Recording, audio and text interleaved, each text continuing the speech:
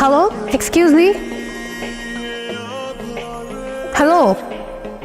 আপনি যাকে ডাকছেন সে এই মুহূর্তে ব্যস্ত আছে, অনুগ্রহ করে অপেক্ষা করুন, একটু পরে আবার চেষ্টা করুন।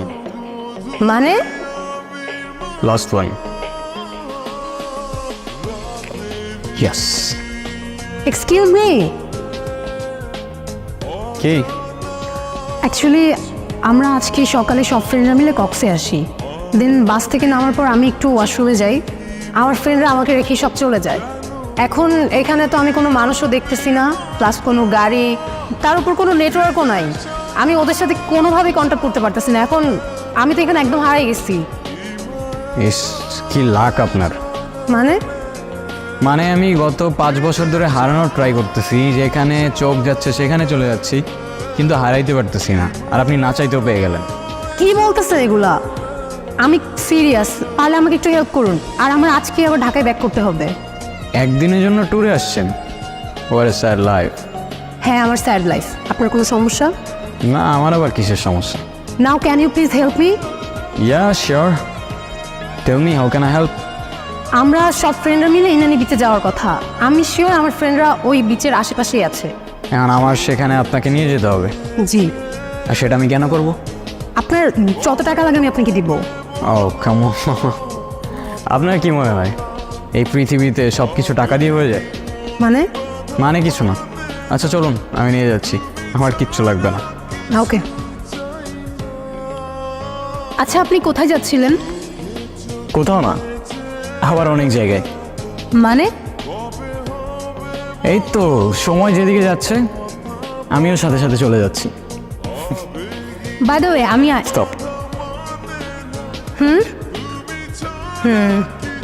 জানেন এই জায়গাটার সাথে না আমার অনেক পুরনো একটা সম্পর্ক আছে।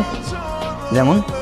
যেমন এই জায়গায় আমি আমার সব থেকে কাছের মানুষটাকে পেয়েছিলাম, আবার এখানে হারিয়ে ফেলেছি। হারিয়ে ফেললেন কিভাবে? সে অনেক লং স্টোরি, পরে না হয় কখনো বলবো। আপনার স্টোরি, আপনার ইচ্ছা। কি আমাকে দেখে কি মুছে ফেললেন? আরে না, কিছু না। আচ্ছা, আপনি কিন্তু আপনার স্টোরিটার বললেন না। সত্যি কথা বলতে স্টোরিটা শেয়ার করতে আসছি।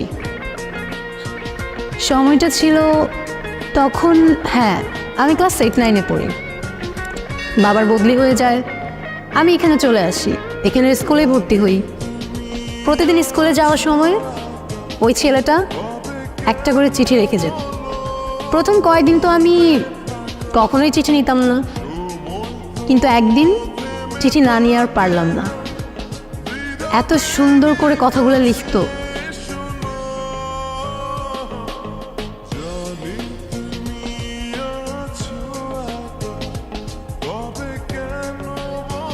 চিঠিতে যে ফিলিংগুলো ছিল সেগুলো এখনকার হোয়াটসঅ্যাপ মেসেঞ্জার জেনারেশন কখনোই ফিল করতে পারবে। প্রত্যেকটা অক্ষরে কেমন যেন মায়া ছিল। জানেন, ও প্রত্যেকটা দিন চিঠি লিখতো, প্রত্যেকটা দিন। আর এত সুন্দর করে চিঠি লিখতো, আগেই তো বললাম, মানে ওর প্রেমে পড়তে আমি বাধ্য হয়েছি। ইন্টারেস্টিং। আচ্ছা তারপর কি হলো? তারপর আর কি, ওর সাথে সাথে আমিও ওকে চিঠির উত্তর দিয়ে আসতাম। এরকম করেই কাটছিল। আমি ওকে না দেখেও ওর মায়ে পড়ে গিয়েছিল। ইউনো, আপনি যখন স্টোরিটা বলতেছিলেন না, আমার ইমাজিনেশনে সব কিছু ভাসছিল। I don't know why. আচ্ছা, আপনি কিন্তু আপনার স্টোরিটা শেষ করলেন না। আমার স্টোরি বলে শেষ করা যাবে না, আর ওকে নিয়ে যতই বলি ততই কম হয়ে যাবে। আচ্ছা, তারপরও কেন যেন আপনাকে খুব বলতে ইচ্ছা করছে। লাইফ কিন্তু একটাই, যেটা ইচ্ছা করছে এখনই করে ফেলুন। কে জানে পরে আবার সময় পাবেন কি পাবেন না। ওর সাথে আমার প্রতিদিনই চিঠি দেওয়া নেওয়া হতো। ওকে কতবার বললাম আমার সামনে এসে দেখা করতে, ও কখনো করেনি। কেন করেনি জানি না। তারপর তারপর আর কি, বাবার বদলি হয়ে যায়, আবার ঢাকায় চলে যেতে হয়।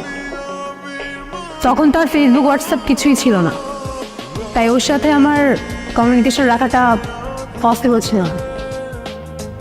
আমি ওকে অনেক খুঁজেছি জানেন, কিন্তু পাইনি। আমার সবচেয়ে বড় আফসোসটা কি জানেন? কে? যাকে আমি এতটা ভালোবেসেছি, যার মায়া এতটা পড়ে গিয়েছিলাম,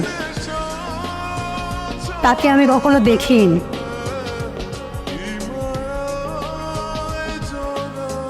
আপনার চোখে পানি কেন? কিছু না, এমনি। আপনি ওকে খুব ভালোবাসতেন তাই না? তাহলে ওই ছেলেটাকে বিয়ে করছেন যে? ওর সাথে আমার ফ্যামিলিগত বিয়ে, ওই যে দেশি কালচার, বিয়ে তো একটা করতেই হবে, সেটাই করছি। ভালো থাকবেন? হয়তো। আচ্ছা, আমার না চলে যেতে হবে, আমার হাতে আর তেমন সময় নাই। আমার আজকে রাতেই ফ্লাইট, মিস করা যাবে না। চলে যাচ্ছেন? হ্যাঁ। ও, I have something for you. কি?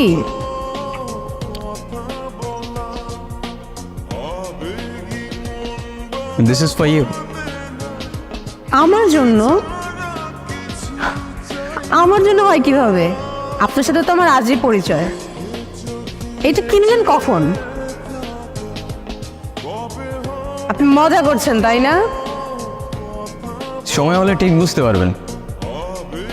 আসি, ভালো থাকবেন, নিজের খেয়াল রাখবেন, আর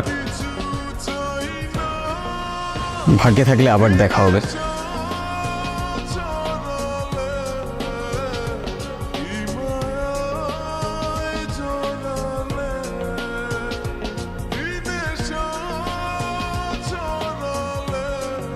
আয়রা, কোথায় হারাই যাও বারবার? আমার কি আর কোনো কাজ নেই? আমি সারাদিন তোমারই খুঁজবো। আরে দেখো না, ছেলেটা চলে গেল, আর যাওয়ার আগে আমাকে এই বক্সটা দিয়ে গেল। কি করবো বুঝতেছি না। কি করবি আবার? ভিতর খুলে দেখবি না? আপন তো একজনের গিফট দিতে দেখবি না? খোল, ভিতর কি আছে দেখ। ভাই তুই শুরু করলি, তোরা ওর সাথে নেকামি শুরু করলি। তোদের নিয়ে আমি আর পারি না। আমার একটা কল আসে, তোরা যা ইচ্ছা কর, আমি কথা বলে আসি।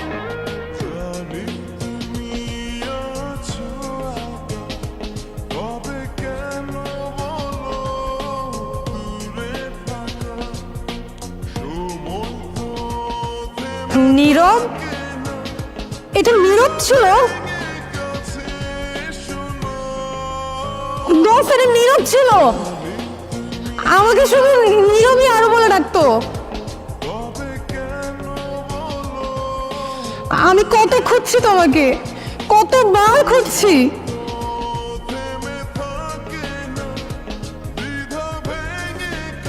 আবার এত কাছে নিয়ে ফেললাম।